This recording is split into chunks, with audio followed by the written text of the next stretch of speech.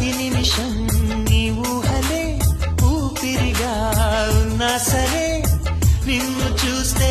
మాట రాదు ఎందుకే నా చెలి ఒంటరిగా ఉన్నానని మనసు పడి నీ మాటలే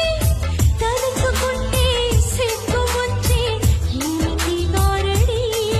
ఎన్నెన్నో జన్మలు వేచిన